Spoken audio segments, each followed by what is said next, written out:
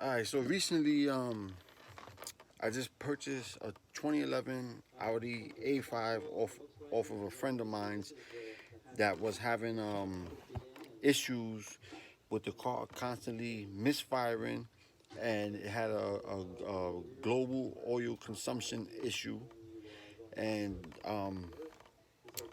I live in the Poconos, and I travel to White Plains, New York, for work.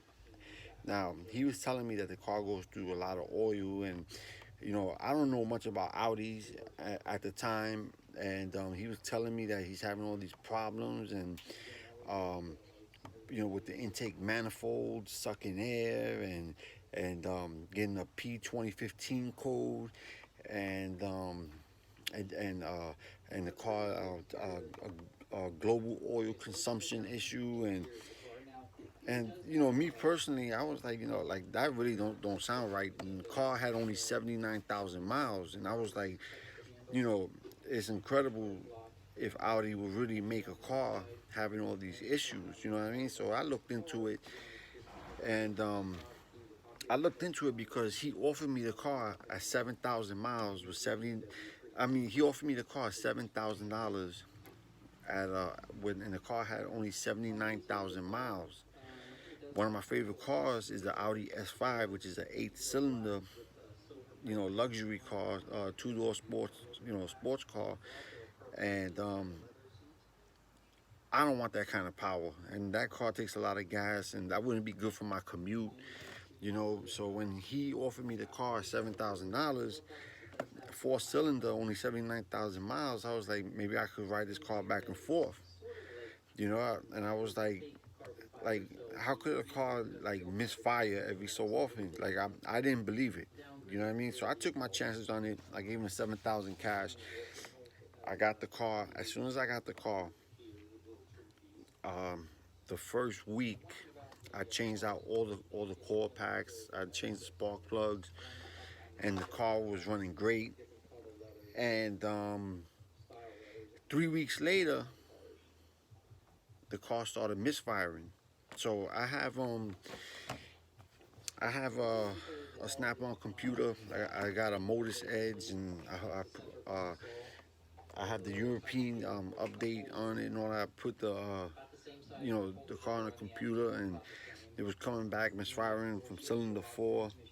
The car got turbo. I was getting stuff for turbo. I was getting like all this other stuff. Um, I went to Audi and I purchased the intake manifold, and I said maybe it's misfiring from the intake manifold because of sucking air, and I don't know. I don't know. I just took my chances. I changed the intake manifold. The P2015 code stopped, but the misfiring still continued. So I started. I went online. I went on Rock Auto, and I started looking up P PCV, the PCV for 2011 A5, and I came across one with an oil separator. And I said, wait a minute, like the car got turbo, so any car with turbo has to have an oil separator, and that means that when they made the car, they didn't put an oil separator in there. That's what's causing the misfiring. That's the way my mind was thinking. So I went ahead and and I bought the I went ahead and I bought the updated one that came with an oil separator. All right, very important, because what happened is oil was getting into the spark plugs, and it was mixing in with the gas, and the spark plugs weren't firing the way they should have been. And the core packs are still firing, but the spark plug isn't. It winds up damaging the core packs. So you basically have to change everything.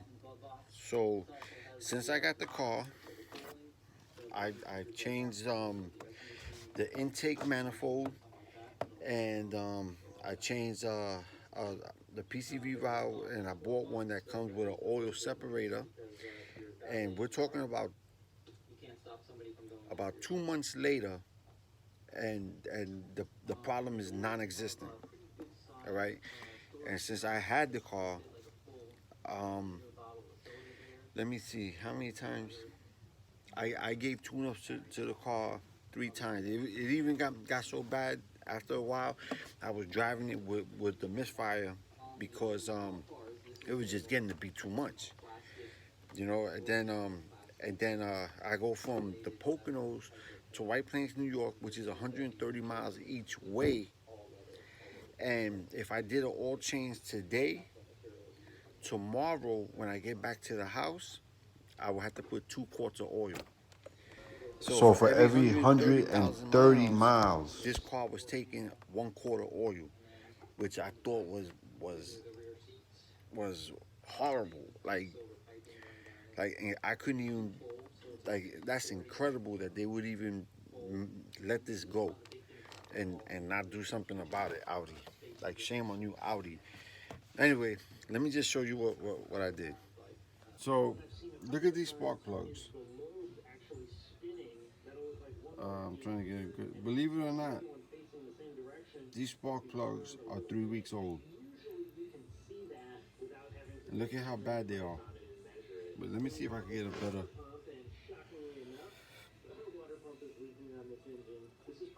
So basically, what's happening is oil is getting into the spark plugs, and the spark plugs are not firing, but the coil pack is firing, and that winds up messing up the coil packs, winds up messing up the spark plugs. This spark plug right here is bad. Like I can't even get a good video of it because I'm like outside, but I just want to show you. This, uh, the one to my left is like bad. That's the one that came out of cylinder 4 that was misfiring. It's bad. So, oil's getting it's getting into the spark plugs, mixing in with the gas, and it's causing the a misfire. So to take care of that, you gotta buy a PCV with an oil separator on it. This is the original. all right, this is called a crankcase vent valve with an oil PCV, separator. PCV, whatever. All right, that's the old one. The one with the white that's installed in the car PCV. is the new updated one that you're gonna want to buy. Doesn't come with I'm gonna put a oil link in the separator. description, and I'm gonna Right. put a This service is the updated one with the update oil bulletin separator in here. on this issue So I wound in up the buying it. description. I replaced the old one. All right. So it's very, very, very easy to do. But yeah, I am a mechanic. I do work for a John Deere dealership where I work on small engines. So I do have mechanical background. Um, just not with cars. I don't work on cars, but the job was easy enough that I did it myself. Now to get this off, you got to remove the core packs. You're going to want to change the one that's misfiring. I recommend you change them all. So you're going to take off this screw right here. This screw right here comes out. This has releases to the core packs. You're going to release all 4 of them. You're going to go back and up. You're going to push back on this long bar, push back and go up a little bit, excuse me, to get the room. And then this oil separator right here has 1, 2, 3, 4. There's one back here, 5, which this is not going to be in the way because you're going to move this, 6, 7, 8, 8 screws. You're going to remove those 8 screws.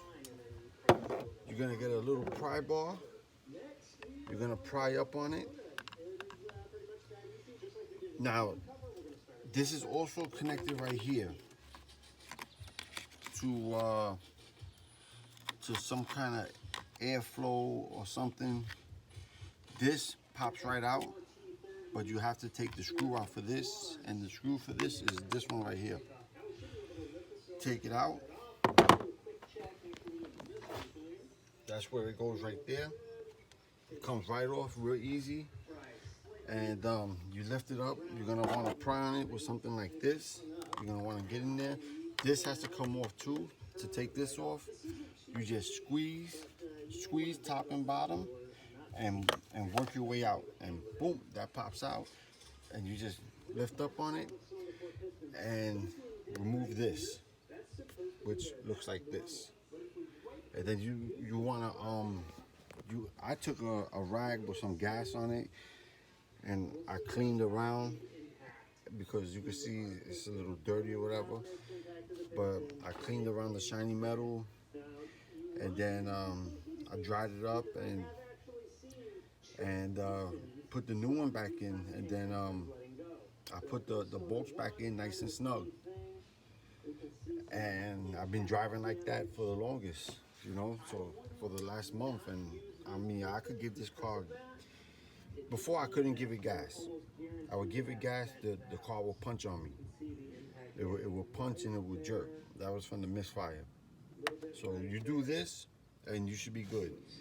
I'm sorry I didn't record it to show you guys, but I told you as much as I could without actually showing you how it's done. But it's very, very simple. If you need help with it, leave me a comment and I'll take care of you. All right, thank you very much. Goodbye.